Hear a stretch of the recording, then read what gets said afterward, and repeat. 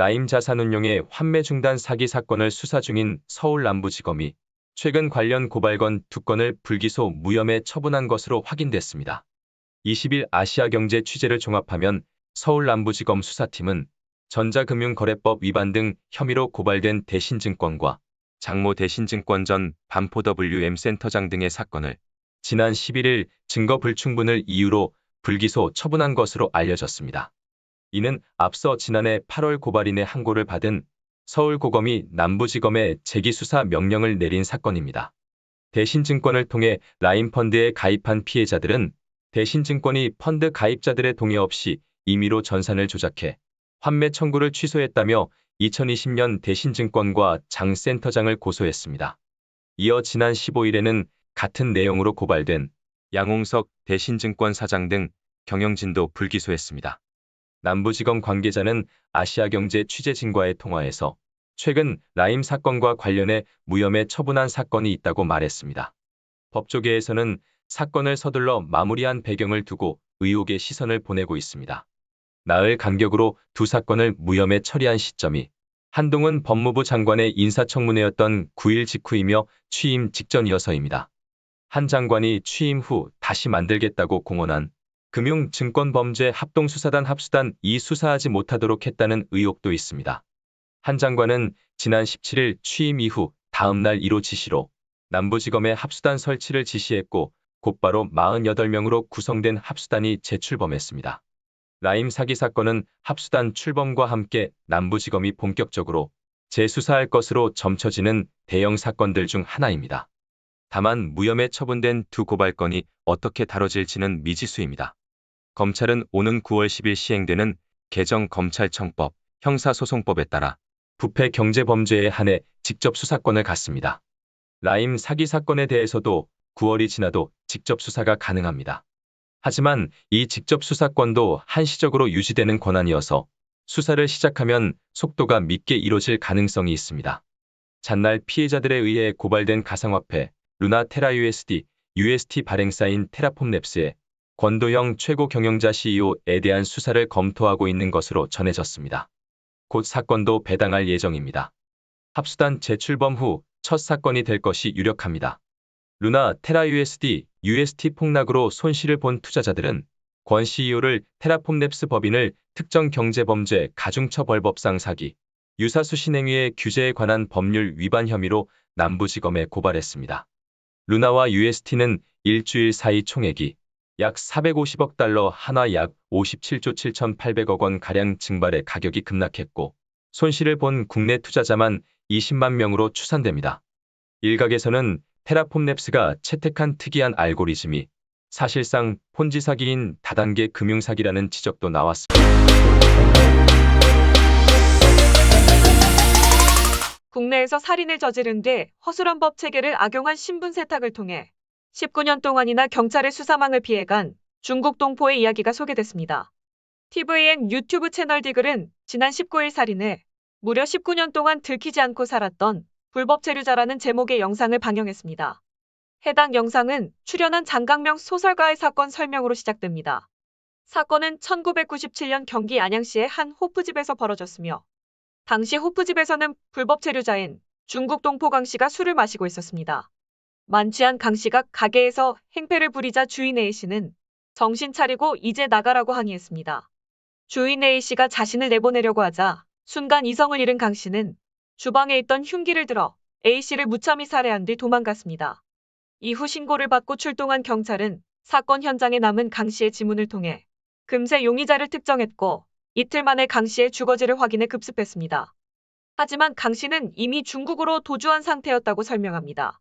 강 씨는 A 씨를 살해한 직후 집으로 돌아와 짐을 챙겨 곧바로 인천항으로 이동했습니다.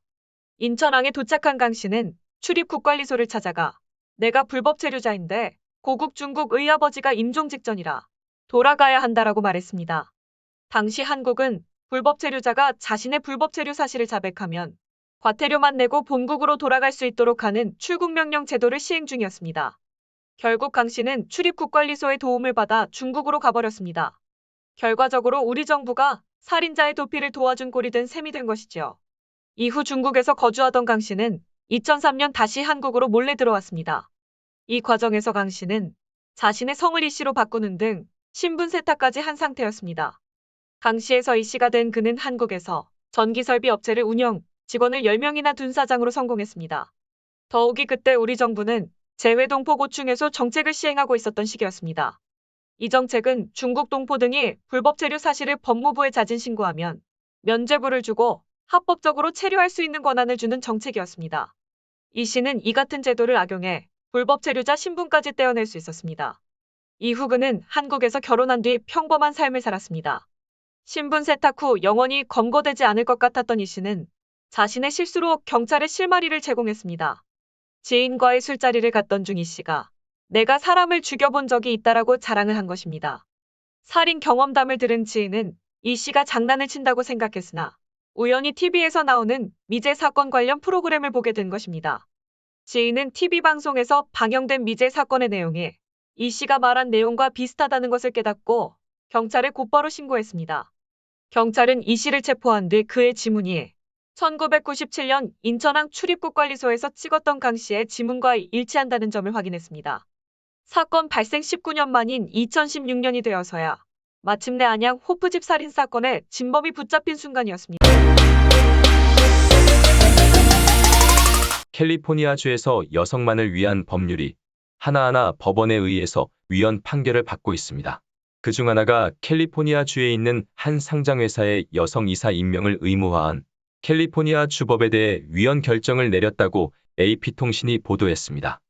로스앤젤레스 고등법원은 지난 13일 이사회의 여성 이사를 반드시 1명 이상 임명하도록 한 해당 법이 남성의 헌법적 권리를 침해한다고 판결했습니다. 위헌 결정이 난 이 법은 2018년 통과됐으며 캘리포니아에 본사를 둔 모든 상장회사 중 이사회가 5인 이상으로 구성된 회사를 대상으로 2019년 말까지 여성 이사를 반드시 1명 이상 임명하도록 했습니다.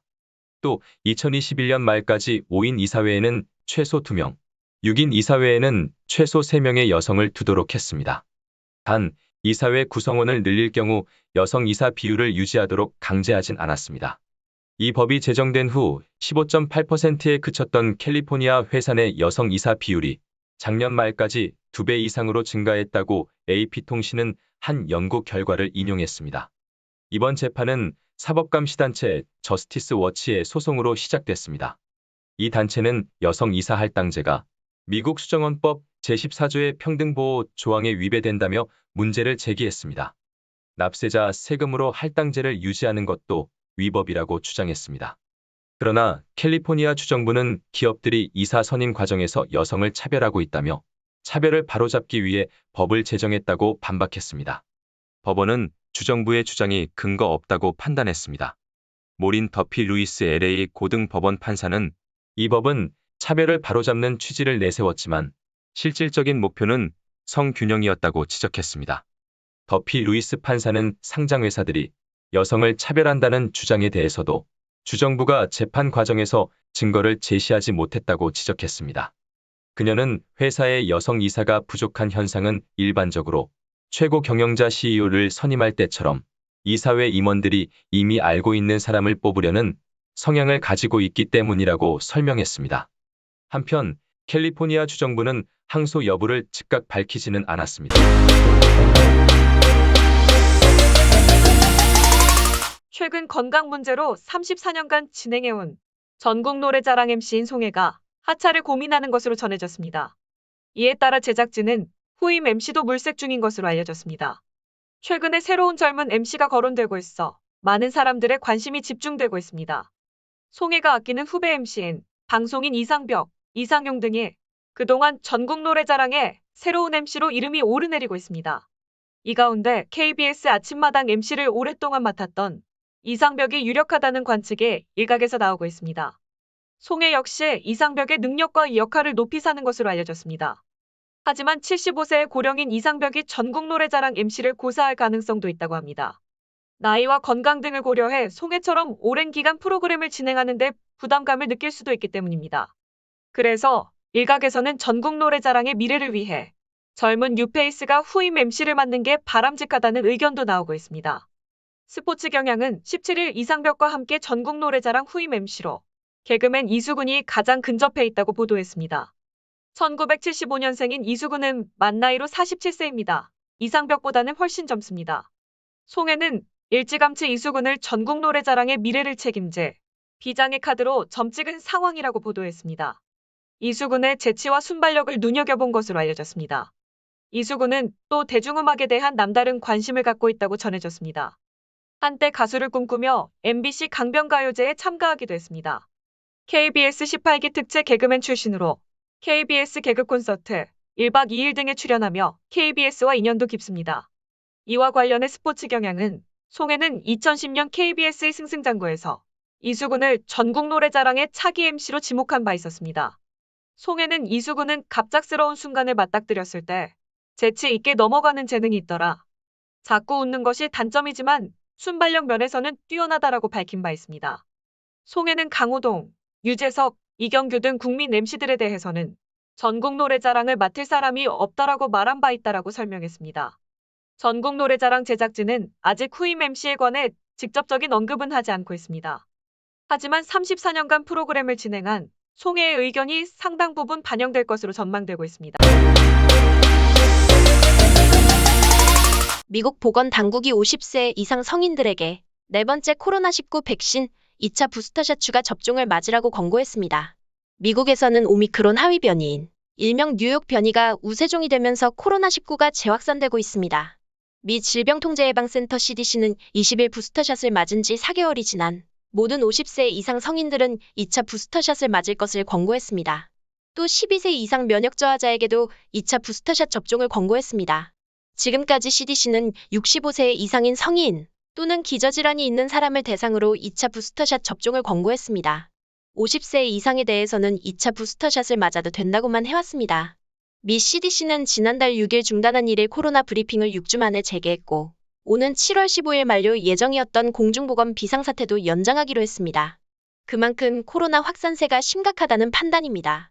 뉴욕타임스 NYT는 이번 조치를 두고 미국 정부의 코로나19 재확산에 대한 우려가 커지고 있다는 신호라고 설명했습니다. 미국의 최근 일주일간 하루 평균 신규 코로나 확진자 숫자는 17일 기준 10만 732명으로 지난 2월 오미크론 대확산 이후 처음으로 10만 명을 넘었습니다. 2주 전과 비교하면 확진자와 입원 환자 수가 각각 61%, 27% 늘었습니다. 뉴욕 변이는 오미크론 변이인 스텔스 오미크론 하위종입니다. 증상은 오미크론과 크게 차이가 없지만 전염력이 23에서 27% 높은 것으로 알려져 있습니다. 뉴욕에선 확진자 80%가 뉴욕 변이 감염자인 것으로 집계됐습니다. CDC에 따르면 50세 이상 미국인들은 6개월 전에 부스터샷을 접종했습니다. 코로나19 백신의 항체 면역 효과는 접종 후 4개월가량 지나면 급격히 떨어지는 것으로 알려졌습니다. 로셸 월렌스키 CDC 국장은 이날 트위터에 미 북동부 거주자들에게 실내 마스크 착용을 촉구했습니다. 월렌스키 국장은 지난 18일 2차 부스터샷 권고 대상을 50세 미만으로 확대할 수도 있다고 밝혔습니다. 앞서 미 식품의약국 FDA는 5세부터 11세 어린이 화이자 3차 접종을 긴급 승인했고 조만간 2차 부스터샷, 4차 접종 대상을 50세 이하로 확대할 것으로 보입니다.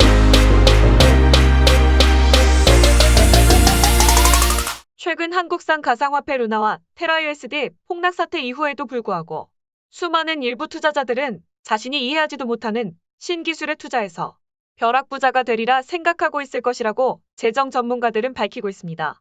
그러나 가상화폐 거품의 이면에 놓인 사람들의 심리에 통달한 사기꾼들은 이들을 자신의 돈벌이 수단으로 이용할 것이라고 내다보고 있습니다. 워싱턴 포스트지의 미셸 싱글테리 칼럼니스트는 가짜 가상화폐 외환거래소 에미니FX를 운영하면서 투자자로부터 5,900만 달러를 받아 챙긴 혐의로 기소된 에디 알렉산드르의 사례를 통해 전형적인 폰지 사기의 6가지 분별법을 18일 소개했습니다. 첫째, 그럴듯한 수익률 약속을 한다는 것입니다. 우선 사기꾼들은 그럴듯한 수익률을 약속합니다. 역사상 최대 규모의 폰지 사기를 저지른 버나드 메이도프는 연수익률 12%를 꾸준히 보장해주겠다고 약속했습니다. 이는 그 당시엔 합리적인 것으로 보였다고 밝히고 있습니다. 하지만 시장 수익은 전혀 예측할 수 없는 노릇입니다. 에미니FX도 투자자들에게 매주 5% 수익을 돌려주겠다고 약속했다고 합니다. 두 번째, 사기꾼들은 지나친 부를 과시하는 경향이 있다는 것입니다. 이는 사기꾼들이 자신이 가진 것을 피해자들도 가지길 원하도록 하기 위해서입니다.